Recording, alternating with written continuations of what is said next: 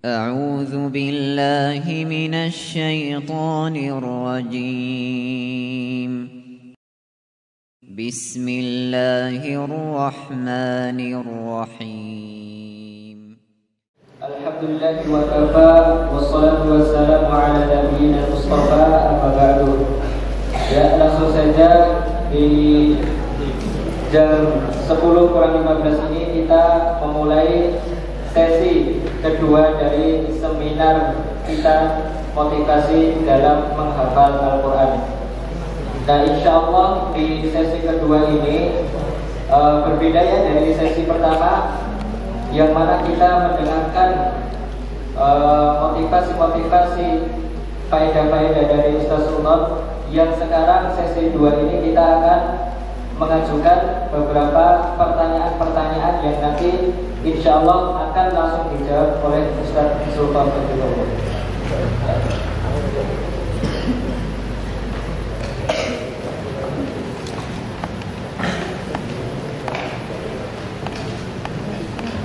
Baik Ustaz, untuk mempersingkat waktunya mungkin langsung saja bisa dimulai. Yang pertama, pertanyaan yang pertama adalah Ustaz, kita sebagai santri, kita memiliki kesibukan yang mungkin ada banyak tugas dari sekolahan, banyak PR dan tugas-tugas yang lainnya, mungkin mencuci baju dan yang lainnya Ustaz. Lalu bagaimanakah cara kita mengatur waktu kita ataupun memanajemen waktu kita untuk bisa menghafalkan Al-Quran Ustaz? Bismillahirrahmanirrahim.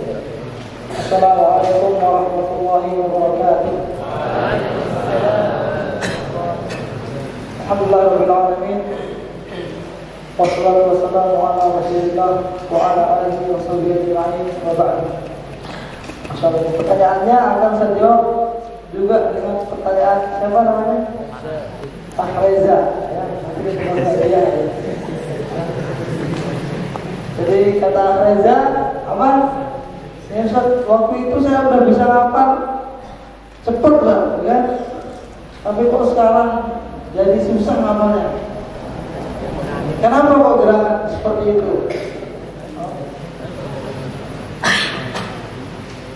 Nanti baru kita kesini insya Allah ya jawabannya. Untuk memanage waktu bagaimana kemudian cara menghafal. Jadi pertama, adik-adik sekalian, dalam menghafal Al-Quran ini kita tidak bisa kemudian hanya mengandalkan kecerdasan kita. Tidak bisa sama sekali.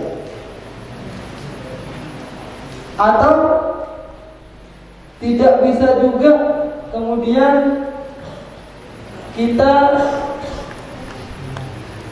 berlepas diri, maksudnya putus asa, tidak semangat, kita tidak mungkin bisa menghafal Al-Quran, atau bahkan terlalu pede dengan apa? Dengan kemampuan kita, dengan kecerdasan kita. Ini juga kita tidak akan bisa menghafal Al-Quran, karena memang menghafal itu adalah pilihan Allah Subhanahu wa Ta'ala. Sehingga dalam menghafal Al-Quran ini kita harus banyak berserah diri kepada Allah Subhanahu wa Ta'ala. Harus banyak apa? Meminta pertolongan kepada Allah Subhanahu wa Ta'ala. Banyak-banyak berdoa. Banyak-banyak berdoa. Saat kemarin saya sudah bisa nonton, sekarang susah apa? Bagi kita ada pertanyaan besar. Mungkin dulu ketika kalian mudah menghafal, itu kalian banyak berdoa kepada Allah Subhanahu wa Ta'ala sehingga dibantu oleh Allah Subhanahu wa Ta'ala untuk menghafal. Kemudian sekarang lupa, menganggap diri sudah bisa, terlalu pede. Ini juga bisa menjadi salah satu penyebab kenapa kemudian kita susah menghafal. Harus kembali dengan meminta pertolongan kepada Allah Subhanahu wa Ta'ala. Ini yang pertama. Yang kedua, bahwasanya menghafal Al-Quran itu harus selaras, sejalan dengan perbuatan kita. Mata kita harus kita jaga dari hal-hal yang diharapkan oleh Allah Subhanahu wa Ta'ala. Telinga kita harus kita jauhkan dari hal-hal yang dilarang oleh Allah Subhanahu wa Ta'ala. Anggota badan kita, tangan kita, jangan sering membelini orang lain. Kaki kita, untuk apa kita gunakan?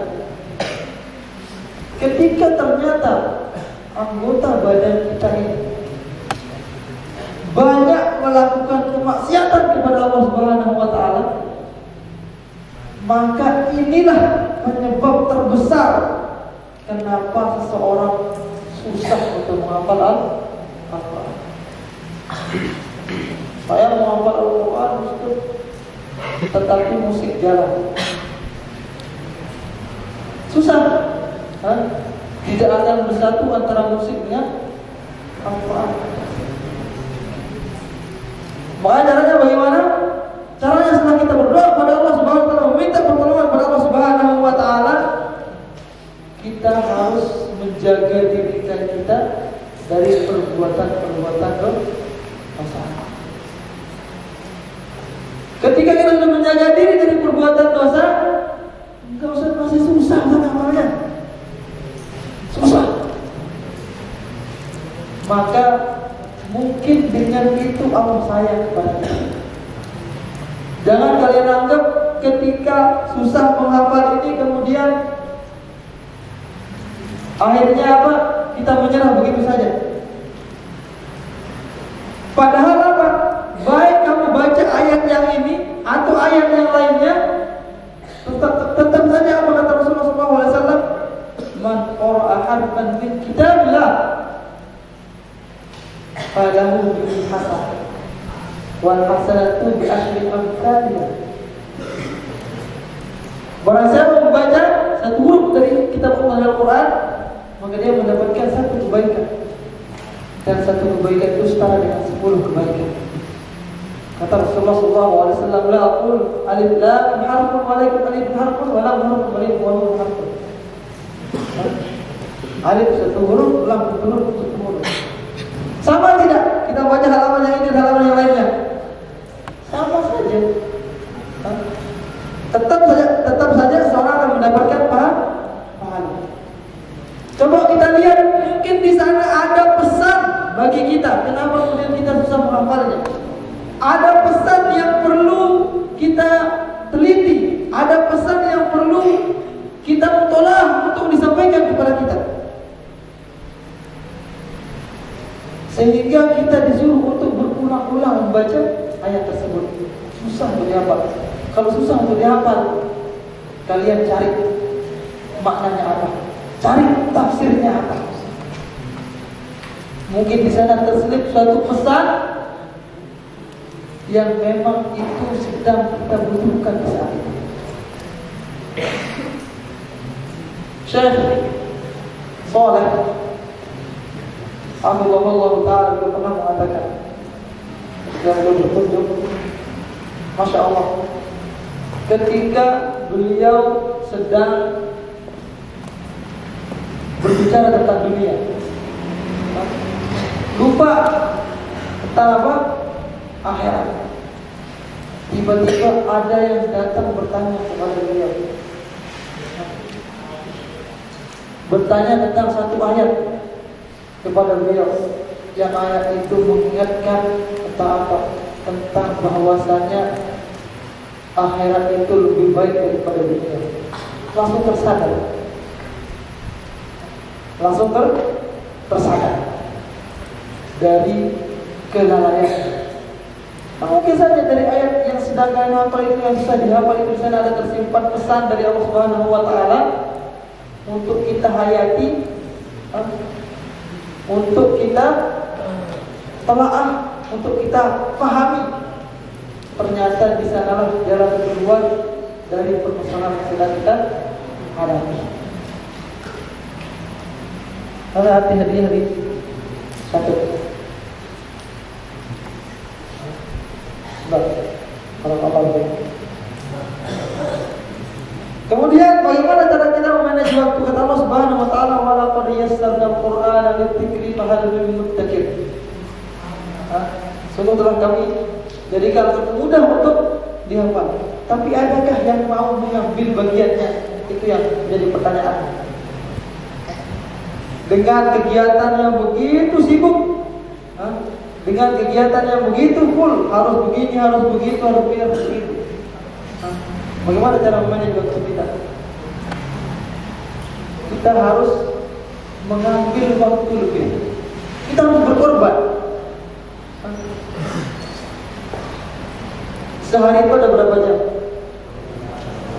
24. Kalian tidur sehari semalam berapa jam? Tidur dari jam 9 sampai jam 4. Berapa jam itu? 10, 11, 12, 1, 2, 3, 4, 7. Kalau tidurnya jam 9, kalau tidurnya jam 8, berarti apa? 8 jam. Makanya di awal saya sampaikan, Mathalabul ulama sahabat bayar. Yang menginginkan kemuliaan, dia harus berkorban waktu.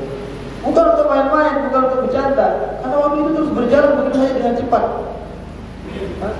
Ketika kita menginginkan kemuliaan ini, teman-teman yang lain main, gunakan waktu ini. Ini nanti harus disesuaikan dengan pelajaran yang ada di sini. Tapi Ustaz yakin di jam 3 malam itu di sini nggak ada kegiatan, ya kan? Nggak ada kegiatan.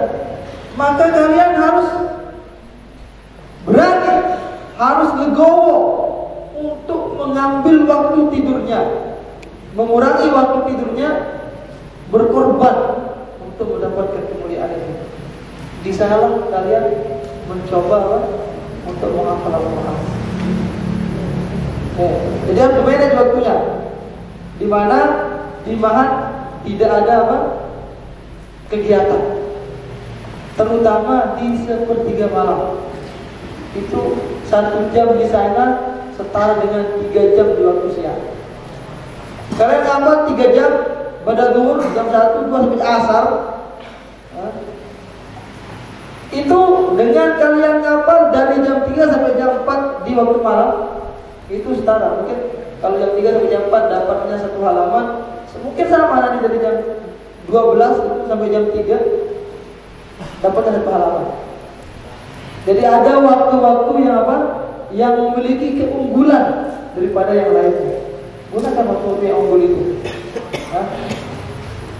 Kita bisa menghafal qabla subuh, ba'da subuh, atau ba'da asar setelah istirahat. Waktu menghafal yang bagus. Kemudian setelah menghafal, sebenarnya Ustaz ingin jelaskan. Jadi Ustaz tidak tahu bahwa ini sudah diterapkan atau belum. Ada 5 langkah cara menghafal agar hafalan ini setelah kita hafal tidak cepat kita lupa lagi.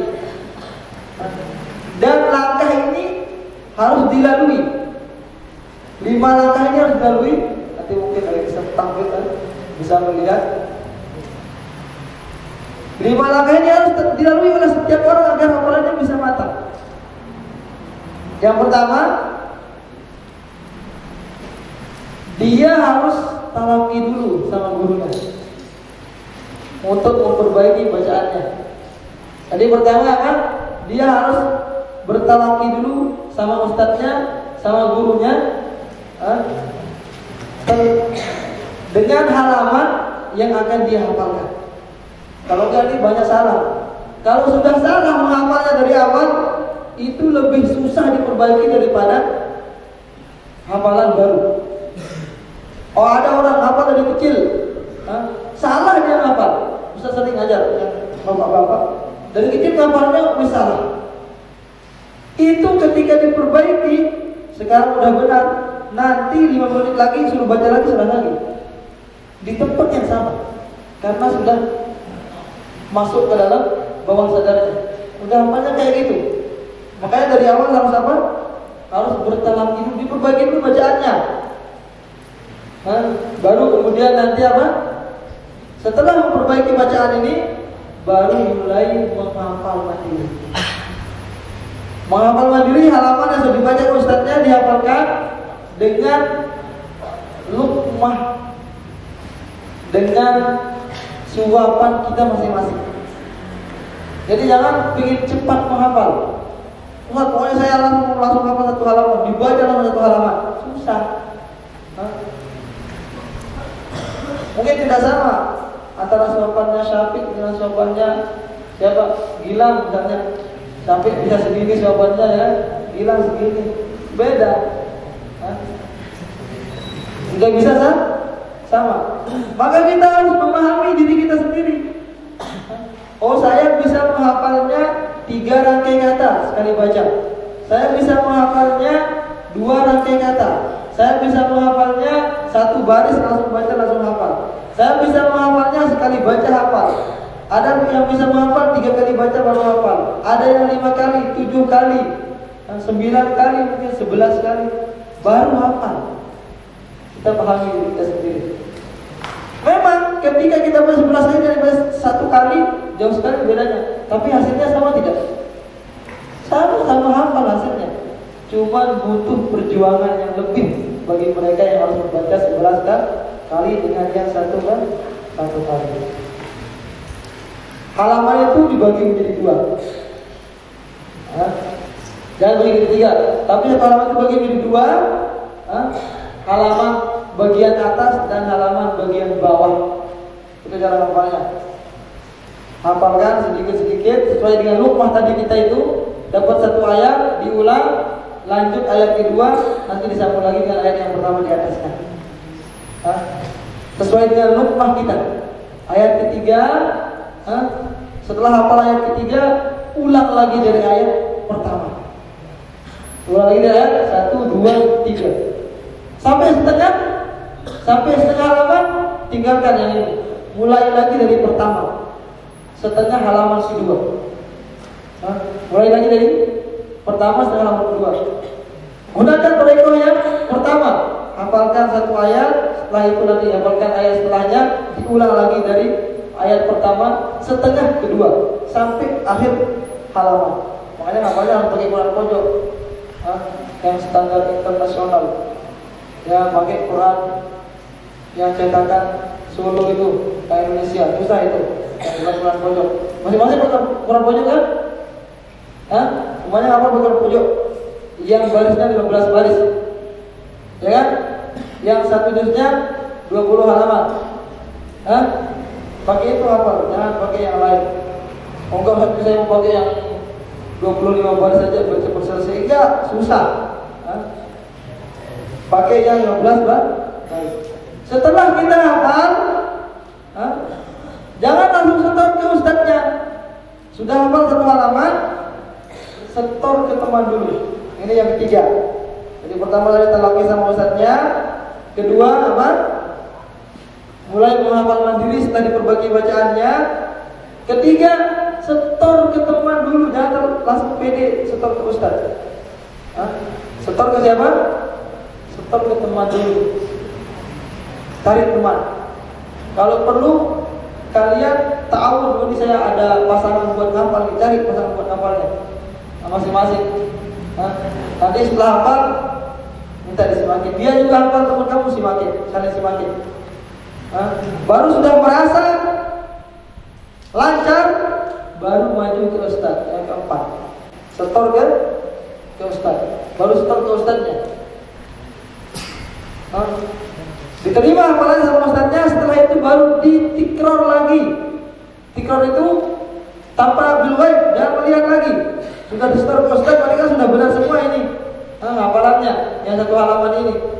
Setelah itu ditikror, diulang, entah itu 5 kali ataukah 10 kali, tergantung dari kemungkinan kalian. Tapi tanpa dilihat. Tikror itu artinya dibaca ulang sendiri, tapi tidak usah melihat halaman yang sama. Hah? Ini lima langkah dalam menghafal supaya hafalannya matang. Nanti ada setelahnya ada robot namanya. Nanti di sini mungkin pakai sama Sabaki, kita nggak tahu. Sama aja sebenarnya ya. Jadi pakai sebenarnya. Ya, sama sebagai manzil. Ya, berarti sama. Nanti setelah dapat seperempat, atau tinggal apa? Sabki, ya kan? Nanti setelah satu juz baru manzil. Tapi kalau yang tadi di awal itu dijalani dulu. Supaya apa? Supaya hafalannya matang. Tikrornya bagaimana? Tikrornya bisa berjalan-jalan, nggak apa. Nggak ada waktu Ustaz. Biasanya menghafal itu 5 menit itu rasanya lebih lama. Tapi kalau main bola 2 jam itu kurang Ustaz, ya kan? Nah, makanya kalian harus membalikkan hati, mencoba untuk mencintai kalau Allah Subhanahu wa Ta'ala. Ayo, mungkin itu dari Ustaz untuk pertanyaan yang pertama ini. Ada yang bertanyakan? Mungkin mereka untuk tanya dari Ustaz.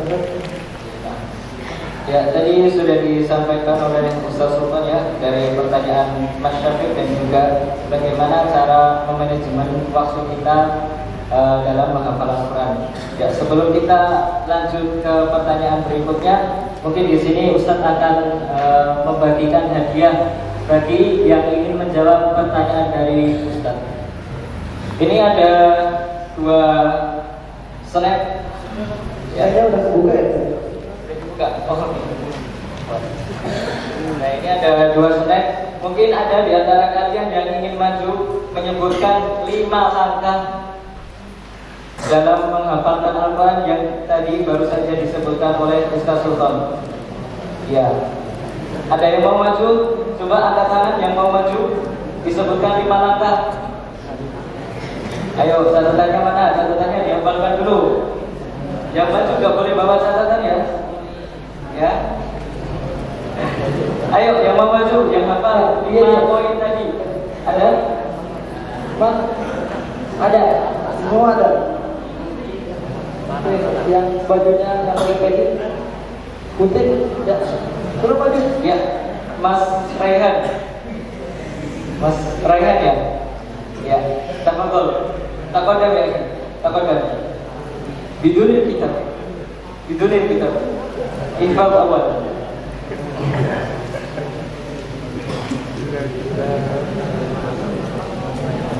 Ayo, mungkin yang lain yang bisa lebih awal.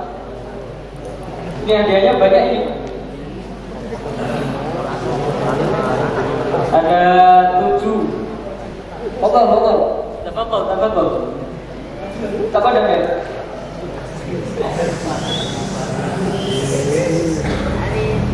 Ya, tolong disebutkan 5 poin langkah dalam menghafalkan Al-Quran. Talaki.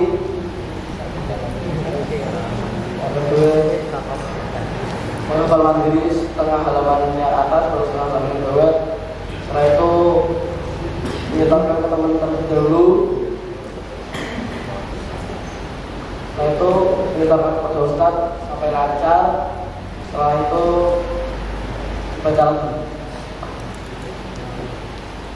Gimana Ustaz Sultan? Hai malam Mas. Qulu Masya Allah. Mungkin bahasanya nanti di ini kan ya. Yang pertama tadi talaki, yang kedua yang belum jadi, yang mulai yang belum jadi, yang ketiga tasmi' ma'az zamir. Nah, ini bahasanya. Nah, yang keempat tasmi' ma'al ustaz. Yang kelima tikror. Nah, itu tadi Ustaz belum menyebutkan kesimpulannya ya. Kesimpulan dari yang tadi. Ya, untuk pertanyaan kedua ada 1 snack. Tadi disebutkan oleh Ustaz Sultan ada 1 waktu yang dimana waktu tersebut waktu terbaik dalam menghafalkan Al-Quran. Yang waktu tersebut 1 jamnya setara dengan 3 jam. Ya. Ya. Tafadhol.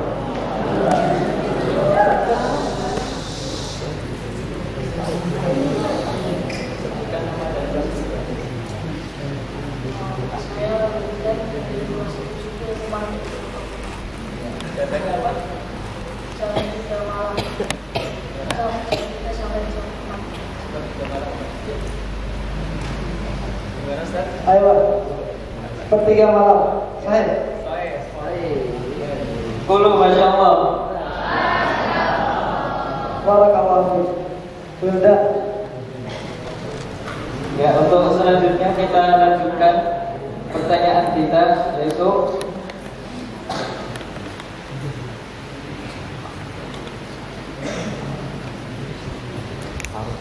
Ustaz, bagaimana cara kita betah di dalam menghafalkan Al-Quran? Karena sebagian kita atau kebanyakan dari kita menghafalkan Al-Quran itu cepat sekali merasa bosan atau ngantuk, sehingga kita tidak bisa fokus atau kehilangan fokus dan konsentrasi di dalam menghafalkan Al-Quran. Ayo. Ini bagaimana cara supaya kita bisa betah dalam menghafal Al-Quran? Yang pertama, tadi sudah kita sampaikan di awal. Itu sebenarnya langkah-langkah supaya kita betah menghafal Al-Quran adalah di sesi yang pertama itu. Kita harus apa? Punya motivasi. Kita harus punya motivasi untuk menghafal Al-Quran. Jika kita tidak punya motivasi, untuk apa pun kita menghafal Al-Quran, kita tidak tahu tujuan kita untuk menghafal, maka bagaimana mungkin kita bisa semangat untuk menghafal? Kita harus punya motivasi apapun itu motivasinya. Apakah untuk mendapatkan kemuliaan tadi? Apakah untuk membahagiakan kedua orang tua kita? Ataukah untuk menjadi orang yang terbaik? Ataukah untuk mendapatkan syafaat kelak di hari kiamat? Ataukah ingin mendapatkan derajat yang tinggi di sisi Allah Subhanahu wa Ta'ala? Dan seterusnya, bagaimana yang lain yang disebutkan berikutnya. Ketika ada motivasi ini, maka jangankan berkorban waktu. Ketika ada masalah, ada bencana, ada musibah yang menimpa kita, seperti misalnya tidak betah karena temannya ada yang bulinya, ada ini, ada masalah ini di pondok, ada itu, bikin tidak betah. Kita harus kembali lagi seperti awal. Niat kita untuk apa? Yang tentunya semua itu adalah karena apa? Niat karena Allah Subhanahu wa Ta'ala, bukan karena mendapatkan dunia. Karena kalau dari awal niat kita untuk mendapatkan dunia, ketika itu tidak kita dapatkan, kita akan gugur. Atau ketika itu sudah kita dapatkan, selesai. Tetapi ketika dari awal kita punya motivasi, kalau perlu tadi kata Ustaz apa? Ditulis dan dipampang, di mana di tempat itu kalian bisa ingat terus melihat lagi motivasinya. Ketika semangat kita down, ketika semangat kita turun, ketika malas datang melanda kita, maka kembali ke titik awal dari motivasi kita menghafal Al-Quran. Dan tidak seberapa pengorbanan kita dari pengorbanan orang-orang terdahulu. Salah satunya kita banyak membaca tentang apa? Sejarah para ulama terdahulu dalam mereka menuntut ilmu. Agar apa? Agar kita termotivasi untuk menghafalkan Al-Quran, sehingga tidak mudah bosan. Karena kita punya tujuan, kita punya cita-cita yang ingin kita raih, kita punya cita-cita yang ingin kita capai, dan tidak akan kita berhenti sampai cita-cita itu kita dapatkan, sampai cita-cita itu kita raih. Masa kita kalah dengan orang-orang yang pergi ke pasar? Kalian tahu orang-orang yang pergi ke pasar itu, mereka bangunnya itu mungkin bisa jam 2 mereka bangun. Jam 2 bangun, siap-siap untuk pergi ke pasar hanya untuk mendapatkan berapa rupiah saja. Atau orang yang jualan-jualan, dari tengah malam sudah mulai masak untuk jualan. Seharusnya kita orang yang menghafal Al-Quran itu lebih semangat daripada itu. Mereka nggak akan terlambat untuk bangun. Bayangkan, mereka nggak akan terlambat untuk bangun karena mereka punya motivasi, punya tujuan. Tingkatan dalam belajar itu ada tingkatan-tingkatan, dan menghafal itu adalah tingkatan yang paling rendah dari seorang pembelajar. Kenapa? Karena meskipun anak-anak kecil itu mereka bisa menghafal, bukan hanya kita yang sekarang dewasa ini, anak kecil pun bisa menghafal. Bahkan mungkin mereka lebih hebat menghafal daripada kita. Menghafal lebih kuat dan langsung mungkin bisa. Kenapa? Karena menghafal itu tingkatan paling bawah dari ilmu. Setelah itu apa? Setelah itu pemahaman. Kita harus pahami apa yang kita hafalkan, sehingga nanti akan muncul rasa cinta. Ketika kita menghafal, kita harus merasa setiap ayat di Al-Quran itu memotongnya kita. Ketika dikatakan ya ayyuhalladzina amanu, ini adalah firman Allah yang ditujukan kepada saya. Pemahaman, kita harus mencoba untuk memahaminya dan tidak bisa terpahami. Itu adalah mereka yang sudah sempurna akal. Ini tingkatan yang kedua. Tingkatan yang ketiga, kita harus berusaha untuk mengamalkannya. Apa yang kita hafal, kita amalkan. Bagaimana dulu juga para sahabat, mereka tidak pindah dari satu ayat ke ayat yang lainnya sampai mereka hafal dan bisa mengamalkannya. Maka di sini dia akan rasa timbul rasa cinta untuk terus kita ingin menghafal. Setelah itu, niat yang paling utama, kita harus berniat untuk suatu saat nanti setelah kalian belajar itu akan mengajarkannya. Dari tingkatan yang paling tinggi dari suatu ilmu, yaitu mengajarkan ilmu. Tidak semua orang bisa mengajarkan ilmu. Dia harus melalui tahap paham dulu baru bisa mengajar. Kalau nggak paham, bagaimana bisa mengajar? Dia harus melalui tahap mengamalkan ilmu dulu, baru dia kemudian bisa mengajar. Kalau dia sendiri tidak bisa mengamalkannya, bagaimana bisa mengajarkan ke orang lain? Makanya tahap ketiga mengajarkan. Dan itu harus diniatkan. Saya belajar ini untuk saya ajarkan anak. Kalau tidak seperti itu, ilmu itu akan cepat hilang tanpa niat. Berbeda antara orang yang hanya sekedar belajar tanpa tujuan nanti dia akan mengajarkannya, dengan dia belajar dan berazam suatu saat dia akan mengajarkannya.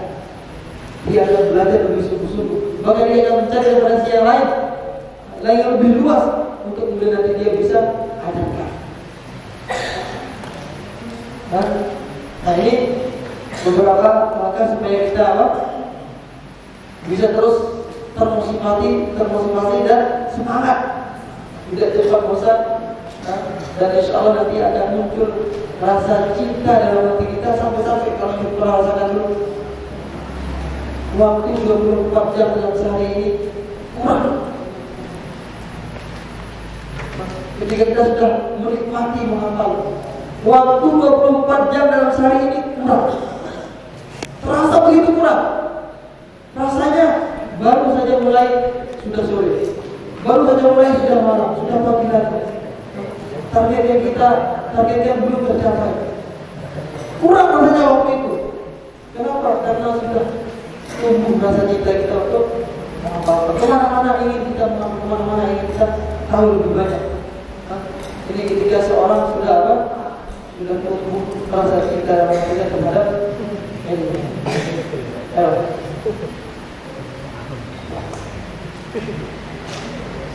Baik, syukur Ustaz atas penjelasannya tentang gimana cara kita agar betah dalam menghafalkan Al-Quran. Ya, untuk pertanyaan yang terakhir Ustaz, dan ini mungkin paling menarik ya, karena mesti di antara kalian suka cerita enggak? Suka dengerin cerita apa enggak? Ya. Untuk yang terakhir Ustaz, boleh diceritakan perjalanan Ustaz ketika menghafalkan Al-Quran, mungkin dari kecil hingga Ustaz bisa menghafalkan 30 juz, bisa sanad. Ini gimana Ustaz? bisa menjadi motivasi untuk para santri sekalian. Masya Allah, ini cerita yang panjang ya. Cerita yang panjang. Kenapa kemudian Ustaz akhirnya alhamdulillah ditakdirkan untuk menjadi penghafal Al-Quran Allah Subhanahu wa Ta'ala. Jadi Ustaz itu menghafal Al-Quran bukan sejak kecil. Ustaz mulai menghafal Al-Quran setelah Ustaz selesai SMA. Bayangkan, kalian sekarang ada yang masih SMP kan? Nah, Ustaz mulai menghafal Al-Quran itu setelah selesai SMA. Semenjak Ustaz kecil sampai Ustaz belajar di SMP, belajar SMA, tidak pernah terbersih sedikit pun untuk menghafal Al-Quran. Dan kisahnya banyak kisah yang sedih belajar. Makanya Ustaz awalnya apa yang Ustaz ceritakan. Jadi dulu ketika Ustaz sekolah, baik di SMP maupun SMA dari tingkat SD, alhamdulillah Ustaz termasuk juara kelas, juara umum di sekolah. Ustaz termasuk salah satu utusan sekolah. Ketika ada lomba-lomba, Ustaz diutus untuk ikut. Ustaz ikut olimpiade MIPA, matematika MIPA aman, Ustaz IPA. Ikut olimpiade fisika, ikut olimpiade kimia dan seterusnya. Bahkan Ustaz termasuk asisten guru. Jadi Ustaz di kelas 3 itu Ustaz sudah ngajar kelas 1 kelas 2 SMA. Dan kelas 3 SMA Ustaz sudah ngajar di kelas 1 sama kelas 2, hanya dengan guru. Nah, di IPA terutama kimia. Oh, kalau kita sekarang yang tanya masalah rumus bukan lupa. Dulu proyek usul itu Ustaz apa di luar kepala itu? Ada yang belajar proyek usul, ya? Walaupun bagaimana kemudian usul-usul itu kalau sudah berjatuh senyawa jadi usul dan seterusnya. Itu dulu nggak hafal semua. Tetapi kepada Allah di tahun 2008, mungkin kalau ada ustaz-ustaz di sini yang sampai di tahun 2008. Di tahun 2008 ini pertama kali pemerintah dulu mengadakan sistem namanya apa namanya, bisa lupa. Sehingga di sana kelulusan itu ditentukan oleh negara waktu itu, dan kelulusan itu harus lulus dari masing-masing mata pelajaran. Nah, dengan nilai sekian tinggi waktu itu, termasuk tinggi. Pertama kali diberikan oleh pemerintah. Tadinya nggak ada. Di tahun 2008 itu sehingga pada Ustaz termasuk orang yang nggak lulus belajar. Jadi saya SMA nggak lulus tahun 2008. Berapa dan kalau SMA. Padahal tadinya Ustaz sudah mendaftar di Akademi Pariwisata waktu itu. Karena waktu itu bahasa Inggris Ustaz termasuk orang yang hebat bahasa Inggris itu. Itu ikut MIPA itu pakai bahasa Inggris itu. Udah diterima dan nanti akan langsung direkrut kerja. Dari situ Ustaz berangan-angan nanti Ustaz akan jadi ilmuwan. Ustaz cita-citanya jadi ilmuwan, kalian bayangkan. Bisa pengen jadi ilmuwan cita-citanya. Tapi masya Allah balikkan keadaan Ustaz di mana di tahun 2008 itu Ustaz tidak lulus SMA. Bayangkan. Ternyata bukan Ustaz saja. Hampir di seluruh Indonesia ini, kalian kalau tanya siapa yang lulusan tahun 2008, mesti dia tahu. Itu banyak orang-orang yang terlalu tidak lulus. Bahkan ada yang sampai bunuh diri. Ada yang bunuh diri karena dia malu karena tidak lulus. Kalau tidak lulus sekolah. Nanti kalau ada yang lulus 2008 ya di masa itu. Tapi ada yang sendiri, dia cerdas memang, tapi tidak lulus. Karena lulus itu ditentukan dengan nilai satu pelajaran meskipun rata-ratanya tinggi, tetap tidak lulus. Tidak bisa lulus di biologi waktu itu. Tinggal beberapa 0, sudah lulus. Langsung bisa berdiri, frustasi, langsung bisa berdiri. Nggak tahu. Sedangkan teman-teman Ustaz yang kecerdasannya di bawah rata-rata, yang dulu kalau Ustaz ada PR, Ustaz kerjakan, kemudian mereka ngambil buku Ustaz, kerjain mereka pakai bukunya Ustaz. Mereka lulus, ada yang lulus, ada yang tidak. Ustaz nggak lulus. Yang nggak lulus katanya, wah itu aja sultan yang hebat, nggak lulus gitu. Akhirnya dari sinilah kemudian perjalanan dimulai. Yang tadinya cita-cita yang umum itu akhirnya Ustaz diajak oleh salah satu sepupu itu untuk belajar di pesantren. Jadi tahun 2008 kepala sekolah mengizinkan saya untuk tidak ikut sekolah 1 tahun, nggak perlu sekolah lagi ya. Nanti ikut dia tahun 2009. Makanya Ustaz itu lulusan tahun 2008, ijazahnya resmi tahun 2009. Ijazah SMA-nya. Karena ikut dia lagi dulu setelahnya. Tapi selama 1 tahun itu Ustaz nggak ikut belajar lagi di SMA. Tapi Ustaz masuk pesantren. Dari sana kehidupan baru Ustaz dimulai. Dari sana Ustaz mulai belajar membaca Al-Quran, bukan menghafal. Ustaz mulai belajar membaca Al-Quran. Di sana Ustaz mulai belajar membaca Al-Quran. Sampai kemudian Ustaz bisa menghafal bis 30, menghafal bis 29, dan seterusnya.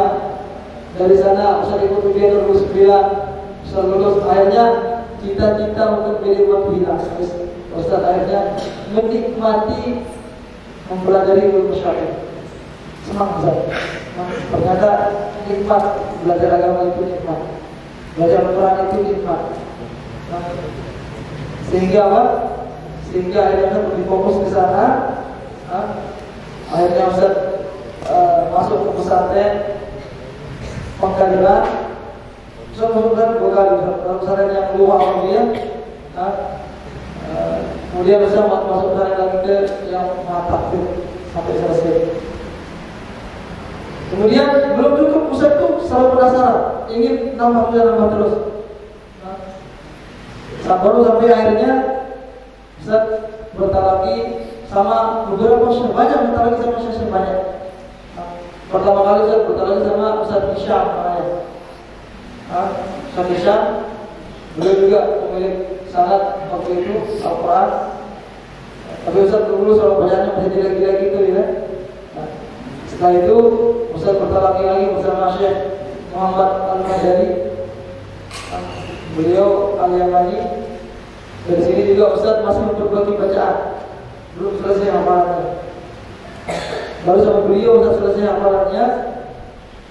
Setelah itu Ustaz bertalaki kembali bersama Syekh Mustafa Marzuq Al-Rizqi. Beliau ini sudah mulai kelihatan susahnya. Kemudian setelah itu ini belum berbagian sana di sana susah, kabarnya itu susah. Huruf-hurufnya susah. Akhirnya Ustaz bertalaki lagi bersama, itu bukan Ustaz yang berhenti belajar, tapi Syekhnya yang pulang ke Mesir. Akhirnya Ustaz bertalaki lagi bersama Syekh Nadir As-Sudani. Dari beliau juga Ustaz mengambil sanad Jazari. Bertalaki sama beliau, belum selesai, ada masalah di Mahat. Beliau pulang lagi, belum selesai. Kemudian waktu itu ada tamu dari Saudi. Beliau mau tinggal di sini 1 bulan, bulan Ramadan, tapi datangnya sebelum bulan Ramadan. Akhirnya sama beliau nama Syekh Abdullah. Itu Saudi, itu orang Saudi, orang kaya, orang beliau talaki.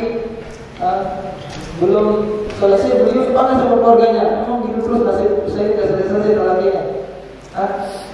Dipanggil sama keluarganya harus balik. Nggak ada urusan apa, balik lagi ke Saudi. Sudah dikasih hadiah 2 lembar uang $200. Sampai saat gini kata saya ada nanti dinaki katanya. Saya itu sedikit ya, $400. Ternyata itu banyak ya. Tukar itu sampai 5 juta. Lembar. Nanti ingat Insya Allah. Beliau orang kaya memang, dari Saudi. Setelah itu beliau pernah Ustaz yang punya guru. Akhirnya Ustaz dari guru, beliau Syekh Muhammad Al-Bait Al-Yamani.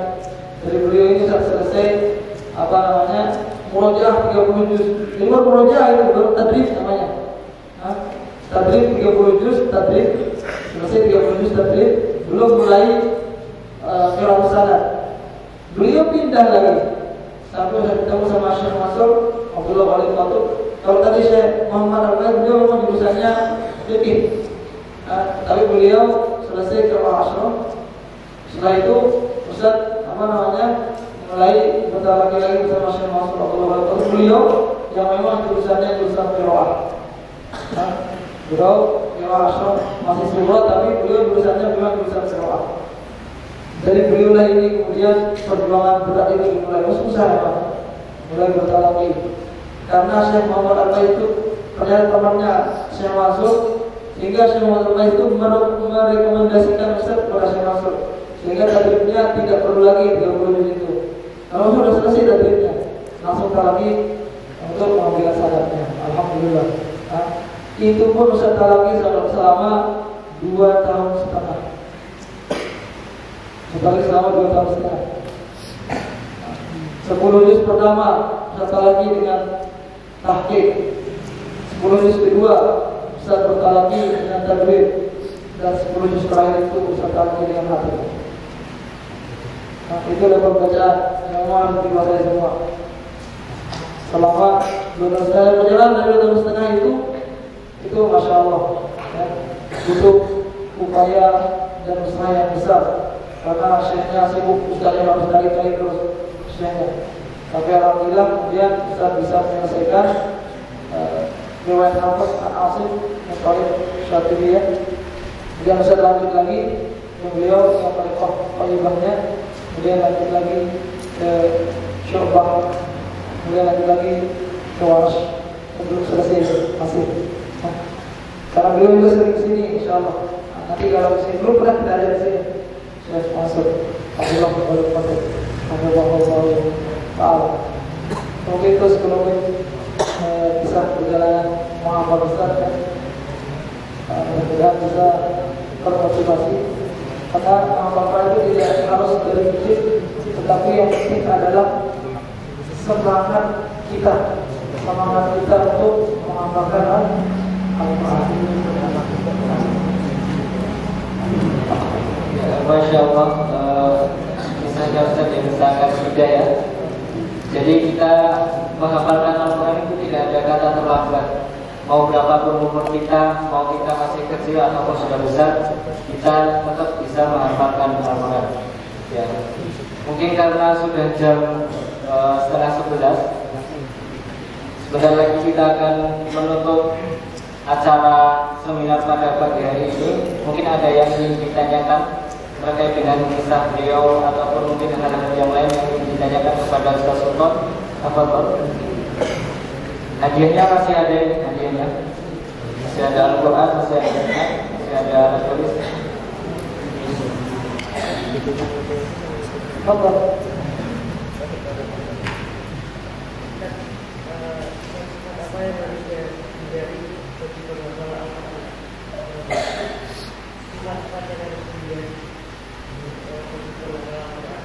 Banyak sekali ya. Banyak sekali yang harus dihindari. Yang intinya adalah apa? Bermaksiat kepada Allah Subhanahu wa Ta'ala. Nanti ada 5 hal besar yang merupakan penyakit hati yang harus kita hindari, yaitu ada namanya riya.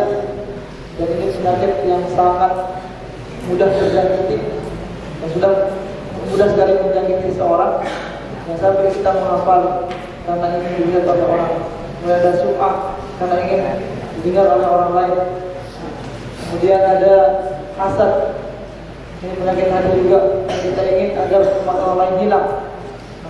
Ada juga ujub, yang kemudian kita terlalu pede dengan diri kita sendiri, jika kita sombong. Dan ada juga takabur, yang dimana kita menganggap remeh orang lain. Ini hendaknya dijauhi. Itu adalah penyakit hati yang hendaknya kita jauhi. Enggak berbanyak. Betul, ambil dia tuh. Betul. Atau mau hadiah apa? Allah, Masya Allah. Betul. Betul. Yusuf, Masya Allah. Yusuf melalui ujian yang berat dalam hidupnya, tapi bahagia di akhirnya.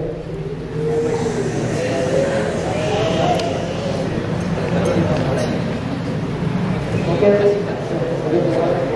nanti aku teruskan aja sama anak-anak pertanyaannya sudah dia. Oh, ketika ini kalau bertanya. Ayo teman-teman, Ustaz akan jawab dengan singkat. Tapi hadiah ini Ustaz akan habiskan.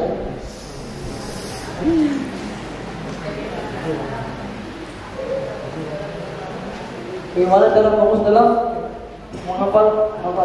Sudah kita sampaikan tadi langkah-langkahnya. Tinggal nanti antum berusaha lagi, ya. Siap? Kamu siap? Sini kalau siap, terkasih dia.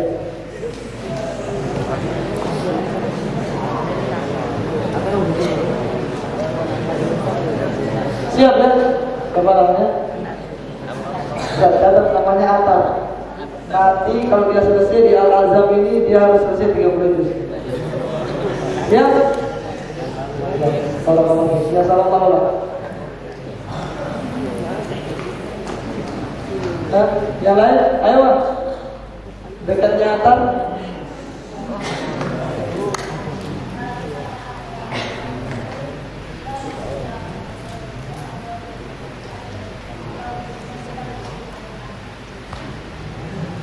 Apa katanya? Maju sini, maju sini.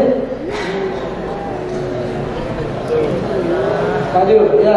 Sini sampai Mas. Masya Allah. Siapa namanya? Siapa? Syafid. Ya, kamu ada sana. Apa pertanyaannya?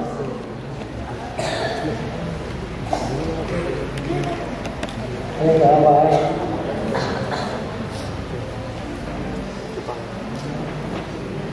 Alhamdulillah.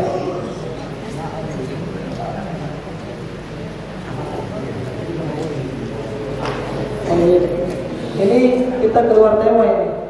Pertanyaannya masalah fikih. Masya Allah. Jadi Ustaz, kalau Qurannya jatuh gimana? Biarin aja. Tergeletak di tanah, atau kita baca astagfirullah aja terus biarin Qurannya di bawah, atau kita ambil kita cium. Bagaimana hukum mencium Al-Quran? Ini masalah fikih. Nanti insyaallah akan kita jawab pada sesi fikih. Tapi kalau jatuh kamu ambil Qurannya ya. Iya. Kamu dipegang. Iya, kawan-kawan. Tahan. Kamu udah nanya belum? Lagi? Allah.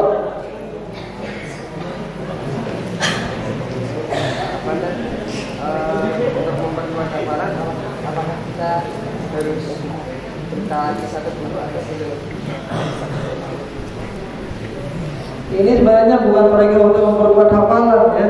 Apakah dengan bertalaki hafalan jadi kuat? Tidak juga ya. Karena pertanyaannya bagaimana caranya supaya hafalan kita jadi kuat Ustaz?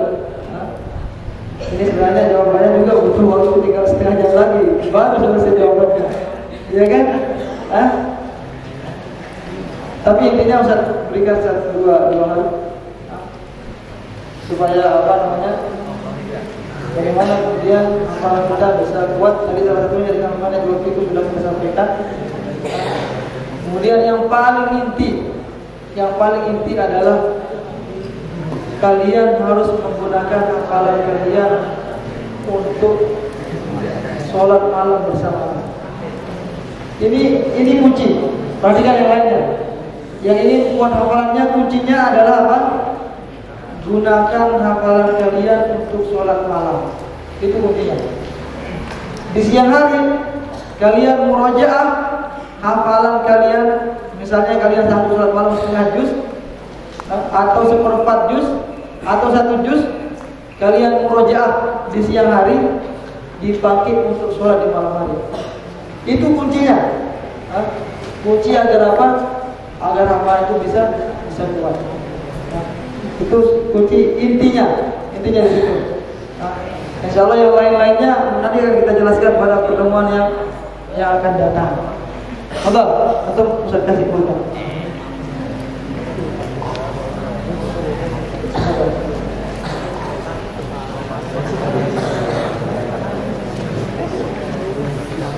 Yang lain sampai kita habiskan ini tinggal 5 menit lagi ya. Tinggal 5 menit lagi insya Allah. Tadi setelah 5 menit ini hadiahnya belum habis atau sudah habis, kita tutup insya Allah.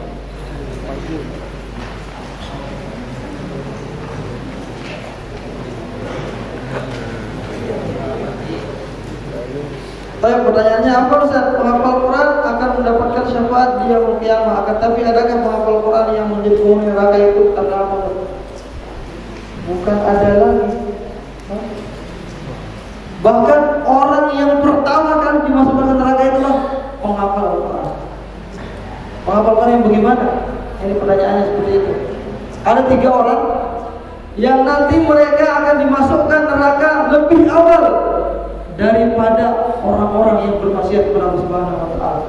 Jadi bukan orang yang bermaksiat yang banyak maksiatnya yang kemudian pertama kali masuk ke dalam neraka, tidak. Tetapi 3 golongan inilah mereka yang akan pertama kali dilemparkan ke dalam api neraka. Yang pertama siapa?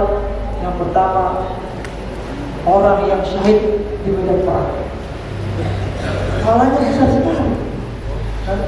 Yang kedua, orang yang kaya raya yang menggunakan hartanya di jalan Allah Subhanahu wa taala.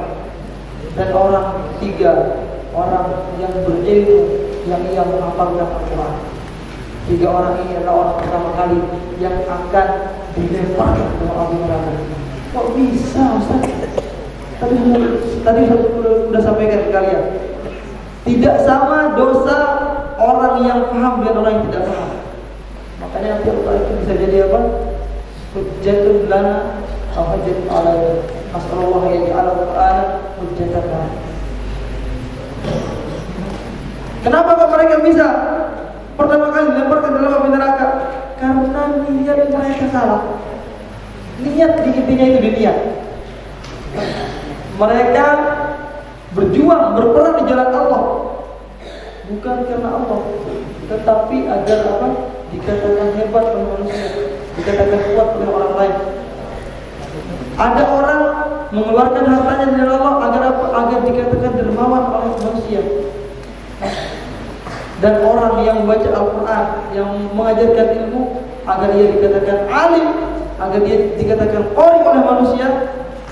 Inilah orang-orang yang kemudian nanti yang akan pertama kali dilemparkan ke dalam api neraka wal waliyah. Mungkin sampai di sini dulu dan bagaimana apa yang saya sampaikan secara bermanfaat dan mudah-mudahan kita memiliki motivasi yang kuat untuk menghafalkan Al-Quran dan kita mohon kepada Allah Taala agar dimudahkan dalam menghafal Al-Quran, karena tidaklah seorang bisa menghafal Al-Quran melainkan semata-mata karena pertolongan Allah Subhanahu wa taala. Hakada nakami berdoa kepada Allah wa nas'alullah an yaj'alna min ahli Al-Quran wa an yaj'alna mimman yastaqimuna al-qawla wa yattabi'una ahsanah. Wassalamualaikum warahmatullahi wabarakatuh.